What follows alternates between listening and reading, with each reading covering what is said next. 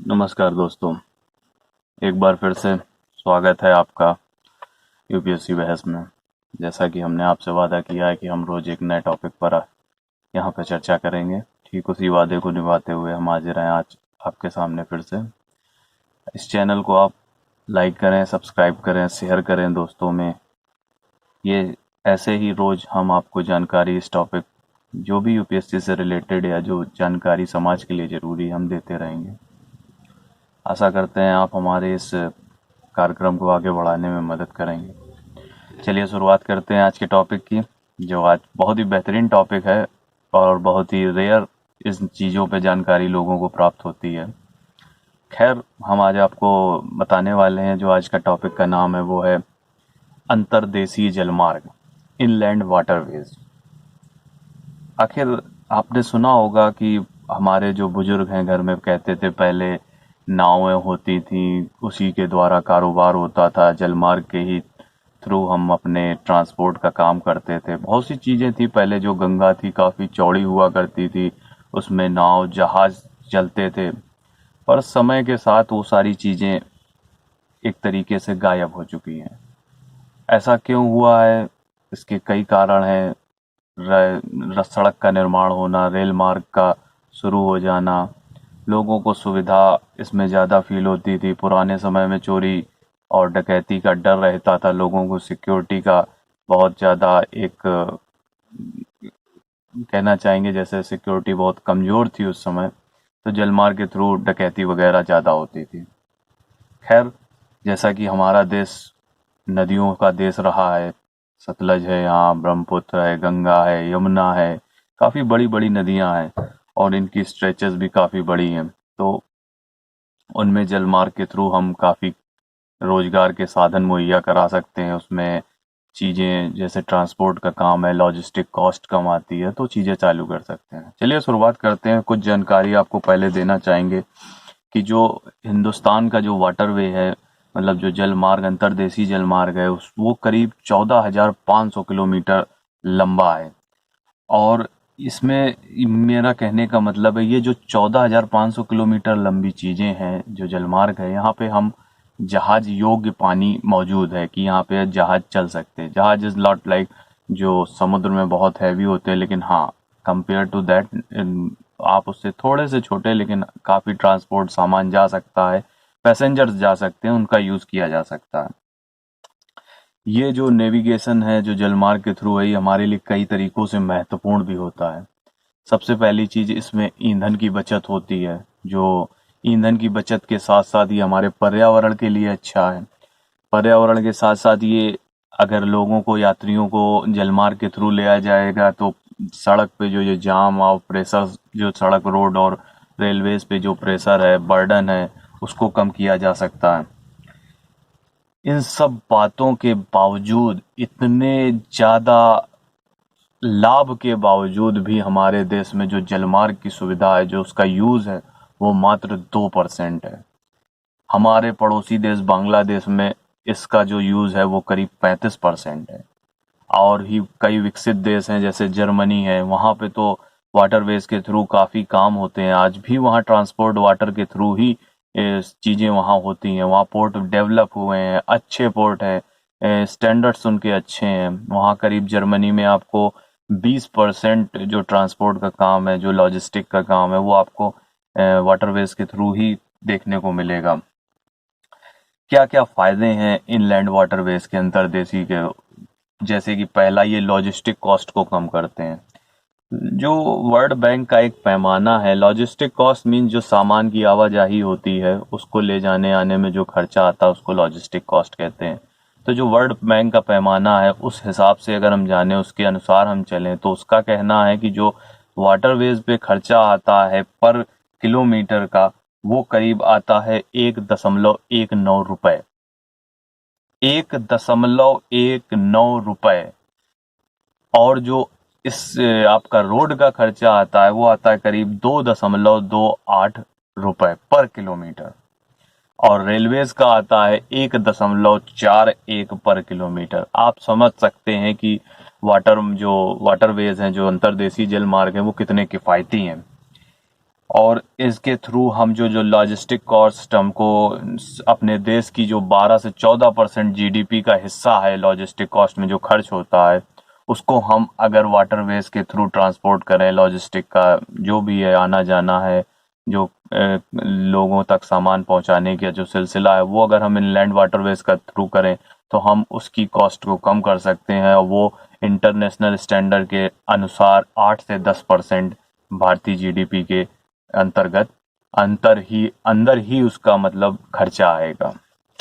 दूसरा फायदा इसका सबसे बड़ा ये है कि हमको जो सड़क बनाने में, रेल मार्ग बनाने में जो खर्चा करना पड़ता है वो बहुत बड़ा एक ह्यूज अमाउंट होता है।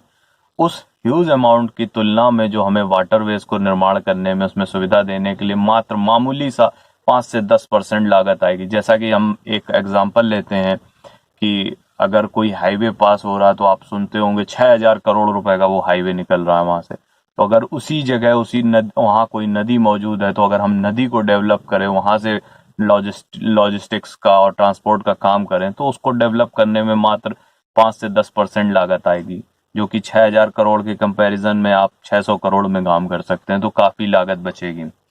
तीसरा सबसे बड़ा मेन पॉइंट है, जो हमें वर्ल्ड बैंक के थ्रू जानकारी प्राप्त होती है, उसके जो डेटा है उसको हमने कलेक्ट किया है और हम आपको बता रहे हैं कि जो फ्यूल इफिशियंसी है सबसे ज्यादा आपको इनलैंड वाटरवेज या वाटरवेज के थ्रू ही मिलती है। अगर आप 1 लीटर में 24 टन सामान रोड के थ्रू ले जा रहे हैं, तो वही 1 लीटर में आप 214 टन सामान वाटरवेज के थ्रू ले जा सकते हैं। रेल की comparison, rail 95 ton to 100 ton ले जाती है 1 लीटर तेल में, लेकिन सबसे अच्छा और किफायती सौदा सिर्फ और सिर्फ वाटरवेज ही है। लो मेंटेनेंस कॉस्ट होती है, इसमें ज्यादा खर्चा नहीं आता है, बहुत ही सस्ता होता है, क्योंकि पानी, सड़क है तो सड़क खुदेगी, फिर उसको रिपेयर किया जाएगा। कल कोई अंदर से नीचे से आपको टेलीफोन की लाइन डालनी है, ऑप्टिकल फाइबर्स डालना है या कुछ भी डालना है, तो सड़क खोदी जाती है, उसमें खर्चा आता है। लेकिन पानी में ऐसा कुछ भी नहीं है। 30% कॉस्ट रिड्यूस होती है आपकी इस बचत से, क्योंकि इसका लो मेंटेनेंस है, एज कम्पेयर टू 60% जो हम रोड में देते हैं ज्यादा, 30% हम रेलवे में देते हैं, पटरी बिछाना, उनको सही क्रम में लगाना, इतनी चीजें होती हैं। यहाँ पे ऐसा कोई खर्चा नहीं है, तो ये एक बहुत ही सस्ता साधन है।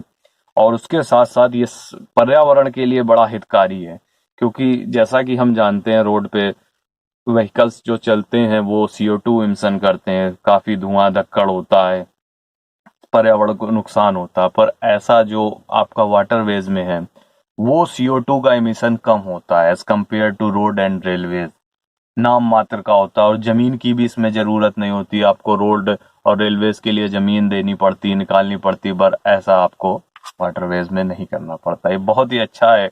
मेरा अपना पर्सनल व्यू है कि हमारे देश में जो पुरानी सभ्यता में लोग मोहनजोदड़ो हड़प्पा के समय में जो हुआ करता था, गंगा के थ्रू, ब्रह्मपुत्र के थ्रू बड़ी बड़ी नदियां थी, जैसा हम लोग ने नाम सुना इंडस वैली सिविलाइजेशन का, उस समय सारा जो काम था, सारा जो रोजगार था, वो आपका वाटर के थ्रू ही होता था। तो उस प्रणाली को हम फिर से विकसित करें और देश के उज्जवल भविष्य की कामना कर सकते हैं। चलिए हम आगे बढ़ते हैं इसी क्रम में। ये जैसा कि हमने आपको बताया कि जो सड़कों पे जाम है, रेलों में इतनी भीड़ है, उसको भी कम करने में मदद करेगा। और ये सेफ भी है, लेस रिस्की है, क्योंकि अगर आप सड़क पे पेट्रोल की गाड़ी लेके जा रहे हैं और वो किसी कारणवश दुर्घटनाग्रस्त होती है, तो रिस्क है वहाँ के लोगों को, आसपास के जो ट्रांसपोर्ट जो व्हीकल्स चल रहे हैं, जो भी वहाँ ट्रैफिक है, उस पर दिक्कत होती है। पर ऐसा यहाँ पे कुछ नहीं होगा, क्योंकि वो पानी है, पानी में सारी चीजें दब जाती हैं, घुल जाती हैं, बह जाती हैं। इको टूरिज्म को बूस्ट करने के लिए अगर हम लोग जैसे रोड की सहायता लेके बसेस से जाते हैं केरल एरल, तो वहाँ पे जो बैक वाटर हैं आप देखते होंगे, वहाँ लोग गोवा में जाते हैं। तो इन सब चीजों को सरकार को ध्यान देना चाहिए, वहाँ पे इको टूरिज्म को बढ़ावा देना चाहिए, ताकि लोग जान पाए, चीजें समझ पाए, और उसी हिसाब से देश को कहने का मतलब, मेरा देश उज्जवल होगा, आगे बढ़ेगा और एम्प्लॉयमेंट अपॉर्चुनिटीज क्रिएट होंगी वहां पे। एक ऐसा ही एग्जांपल हमारे देश में है अर्थ गंगा, जो कि सस्टेनेबल डेवलपमेंट के लिए जो आपका UN का एक प्रोग्राम है, जिसमें पानी को शुद्ध करना, गंगा नदियों को शुद्ध करना और लोगों के पास तक पहुंचाना एक प्रोग्राम है, उसी में से एक पहल है हमारे भारत सरकार की अर्थ गंगा। आइए जानते हैं सरकार द्वारा जो पहल की गई है इसको बूस्ट करने के लिए, अंतर्देशीय जलमार्ग को बढ़ावा देने के लिए। उनमें सबसे पहले क्रम में हम देखते हैं कि जो inland waterways authority of India है, जो 1995 में स्टैब्लिश हुई थी, वो इन सब चीज़ों के रेगुलेशन और डेवलपमेंट पर ध्यान देती है। उसके बाद हमारा ये नेशनल इनलैंड नेविगेशन इंस्टीट्यूट जो नीनी है, ये चीज़ों को ऊपर ध्यान देता है, उन पे लोगों को नेविगेशन के लिए मदद करता है। जो जहाज हैं काम कर रहे हैं अभी, जो 2% के अंदर आते हैं उनके ऊपर ध्यान देता है।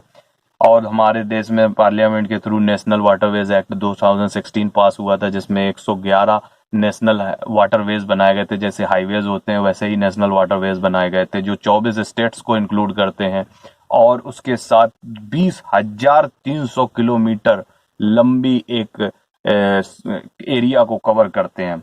और one of the very prestigious program which is run by government of India, Sagarmala project, ये बहुत ही ज़्यादा एंथुजियास्टिक और बहुत ही ज़्यादा लोगों द्वारा सराहनीय काम है भारत सरकार का, जो एक तरीके से आपको नदियों के किनारे जो पोर्ट मिलते हैं उनके डेवलपमेंट के साथ साथ, नदियों को शुद्ध करने के साथ साथ, और इसके प्रचार प्रसार पे इनलैंड वाटरवेज को कैसे और बढ़ाया जाए, पोर्ट्स का कैसे डेवलपमेंट किया जाए, कैसे इसे सुनिश्चित किया जाए कि जो भी सामान इस नदियों के द्वारा या वाटरवेज के थ्रू रन हो रहा है वो सुरक्षित रहे।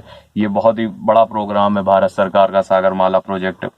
और इसी एक वर्ल्ड बैंक के द्वारा फाइनेंस हमारा प्रोजेक्ट है जलमार्ग विकास प्रोजेक्ट, जो भारत सरकार रन कर रही है। और ये जो फंड वगैरह आते हैं इनलैंड वाटरवेज को डेवलप करने के लिए, वो अभी ज़्यादा डेवलप नहीं हो पाया, इस पे चीज़ें नहीं बन पाई, इस वजह से हम पीछे हैं और देशों के मुकाबले। जो कि हमारा यहाँ central road and infrastructure fund है, उसमें कहने का मतलब है कि जो हमारे यहाँ जैसे हाई क्वालिटी पेट्रोल होता है या उन पे जो फ्यूल्स पे जो सेस लगता है, सेस के थ्रू जो पैसा आता है फंड पे, central road and infrastructure fund पे, उस फंड से कुछ पैसा निकाल के हम इनलैंड वाटरवेज प्रोजेक्ट को डेवलप करने में लगा रहे हैं, जो मेरी नज़र में नाकाफ़ी है, क्योंकि हमको और थोड़ा इन्वेस्ट करना होगा। क्योंकि हमारे यहाँ चीज़ें तो हैं लेकिन रिसोर्सेज हैं, लेकिन उसको सही डायरेक्शन नहीं मिल पाती है, जिसके कारण हमारा देश लैग करता है। चीज़ों को सिस्टमेटिक करना होगा, चीज़ों को एक डिफरेंट मंत्रालय को नहीं जाना होगा, हर चीज़ को टू द पॉइंट रखना होगा, क्लियरेंस जल्दी मिलने चाहिए ताकि काम को तेजी और अच्छे ढंग से किया जा सके। चलिए हम आपको और थोड़ा सा बताना चाहेंगे कि जो भारत में इनलैंड वाटरवेज है उनको बढ़ावा देने के लिए हमें अंतर्राष्ट्रीय सहयोग भी प्राप्त है। जैसे कालाधन मल्टी मॉडल ट्रांसपोर्ट प्रोजेक्ट है, नेपाल और भारत की जो ट्रीटी है ट्रांजिट पे उस पे, और बांग्लादेश भारत की चाओग्राम और मंगोला में जो भारत की ट्रीटी हो रखी है इंडियन गुड्स को ट्रांसपोर्ट करने के लिए, ये भी एक सहयोग है, अंतर्राष्ट्रीय सहयोग है। अब जानते हैं कि ऐसे क्या चैलेंजेस हैं जिसकी वजह से हम ये इनलैंड वाटरवेज का जो प्रोजेक्ट है लैग कर रहा है, हम उस दिशा को नहीं पा रहे हैं जिस दिशा में हम जाना चाह रहे हैं। तो पहला जो चैलेंज है सबसे बड़ा कि नदियों की जो गहराई है वो कम है। हिंदुस्तान में जो नदियों की गहराई है कम है। ऐसा क्यों? जैसा कि आप जानते हैं कि जो जहाज होते हैं, वो बड़े बड़े जो जहाज होते हैं ट्रांसपोर्ट जो कैरी करते हैं लॉजिस्टिक्स वगैरह को, वो काफ़ी गहराई तक उनका जो नीचे का तल होता है उन्हें गहराई चाहिए होती है, जो कि हमारे नदियों में गहराई नहीं है। और उसको डेवलप करने के लिए जो अथॉरिटीज़ वगैरह हैं वो वर्क कर रही हैं। दूसरा पॉइंट है नेविगेशन की ज़रूरतों का जो पूर्ण रूप से विकास होना चाहिए वो अभी नहीं हो पाया। जैसा कि आपको रोड और रेलवेज में दिखता है कि ग्रीन लाइट है, ये मार्ग इधर जाता है, ये मार्ग उधर जाता है, ऐसा अभी इनलैंड जो वाटरवेज हैं उसमें ऐसा नहीं हो पाया है, ये एक कमी है। टर्मिनल फैसिलिटीज़ का ना होना, जहाँ पर माल लोड अनलोड होता है वहाँ पर टर्मिनल फैसिलिटीज़ अवेलेबल नहीं है, या यूँ कहें कि अच्छी नहीं है, जिसकी वजह से लोग अपना माल वहाँ नहीं डंप कराना चाहते हैं। कभी कभी माल इधर उधर हो जाता है जो काफ़ी नुकसान का कारण बनता है। और नदियों में बहुत कम ऊंचाई पर ब्रिजेस होते हैं, आप लोग लोकल में देखते होंगे काफ़ी कम ऊंचाई में ब्रिजेस होते हैं, जिसके कारण मालवाहक जहाज़ों को आने जाने में दिक्कत होती है, ये भी एक बहुत बड़ा कारण है। और हिंदुस्तान में ट्रांसपोर्ट के लिए और लॉजिस्टिक वगैरह के वाहन की कमी है, जो जहाज़ों की है वो उस तरीके के जहाज़ों की कमी है यहाँ पे, इसको भी बढ़ावा देना होगा सरकार को, इस पे सब्सिडी और टैरिफ वगैरह प्रोवाइड कराना होगा, जिसकी वजह से लोग इस पे आगे बढ़ें और इसमें रोजगार बढ़ सके, लोगों को मिले। और जो मल्टी मॉडल कॉरिडोर है, जैसे कि आप मान के चलिए गोवा से मुंबई, मुंबई से चेन्नई और चेन्नई से आपको बांग्लादेश या दूसरे इलाकों तक जाने के लिए जो प्रोजेक्ट हैं, उससे कॉरिडोर्स हैं, उनमें जो जुड़ाव है वो कमजोर है, वो कमजोर कड़ी है, वहां से ज़्यादा सिस्टमेटिक वे में काम नहीं हो पाया, जिसकी वजह से ये सब चीज़ों में कमी पाई जा रही है। रेल की तुलना में जो टैरिफ है वो भी कम है, जैसा कि हमने आपको पहले बताया। नदियों में बने डैम्स भी एक समस्या है, क्योंकि डैम्स होंगे तो जहाज रुक जाएगा, आगे कहाँ जाएगा, तो ये आप समझ सकते होंगे। आइए चलते हैं, कुछ सजेशन आपको बताते हैं, जो मेरे नहीं, कुछ मेरे भी होंगे, और कुछ जो नीति आयोग हिंदुस्तान की जो कहते हैं थिंक टैंक है, उनके द्वारा दिए गए कुछ सजेशंस हैं। आप चलिए, पहला कि साल भर जो नेविगेशन के लिए है, नदियों का विस्तार होना चाहिए। नदियों का विस्तार का मतलब है कि जो चौड़ाई है, गहराई है, उसका विस्तार हो, ताकि जहाज चल सके, साल भर के लिए हो। ऐसा नहीं हो कि बाढ़ आई तो सब खत्म हो गया, तो ये नहीं होना चाहिए। करीब 2.5 से 3 मीटर एक दायरा बताया है नीति आयोग ने, इतना मिनिमम होना ही चाहिए। दूसरा बात, नदियों की जो कीचड़ हो जाता है, गंदगी फंस जाती है, नालियों से आता है गंदा और तमाम जगहों से, उसकी सफाई के लिए जो हमारे यहाँ एक ड्रेजिंग कारपोरेशन ऑफ इंडिया है, और आपकी प्राइवेट प्लेयर्स हैं, जो लिमिटेड प्राइवेट प्लेयर्स हैं, जो नाकाम है, मतलब नाकाफी हैं चीज़ों को हल करने के लिए, इसलिए इसमें लिमिटेड कंपटीशन है। इसमें कंपटीशन को बढ़ावा दिया जाए ताकि और नए प्लेयर्स इसमें शामिल हों और अच्छे इफेक्टिव वे में काम हो सके। और लास्ट माइल कनेक्टिविटी को बढ़ाने के लिए थ्रू मल्टी मॉडल और इंटर मॉडल प्रोजेक्ट नदियों को और जोड़ना चाहिए इस तरीके से, क्योंकि अगर सिर्फ हम गोवा से चल के मुंबई रुक जाएं और मुंबई से हम चेन्नई ना पहुंच पाए, तो ये गलत हो जाएगा, क्योंकि फिर हमें वापस आना ही पड़ेगा इनलैंड में। इसलिए आपको ये चीज़ पे ध्यान देना होगा, सरकार को इसको बढ़ावा देना होगा। नदियों के किनारे इंडस्ट्रियल एरियाज डेवलप करें, ताकि लोग जो बड़ी बड़ी इंडस्ट्रीज हैं वो अपना माल जहाज़ों के थ्रू ही डंप कराएं, ताकि उन्हें आसानी रहे। बैंकों को सुनिश्चित करना होगा कि जो प्रायोरिटी लैंडिंग है, जैसे कि हम घर बनाना, इंडस्ट्री बनाने में पहले लोगों को पैसा देते, उसी हिसाब से इनलैंड वाटरवेज को डेवलप करने के लिए जहाज़ों के लिए फाइनेंस करना और पोर्ट डेवलपमेंट के लिए फाइनेंस करना, ये बैंकों को सुनिश्चित करना होगा कि फाइनेंसिंग की व्यवस्था को सुदृढ़ किया जाए।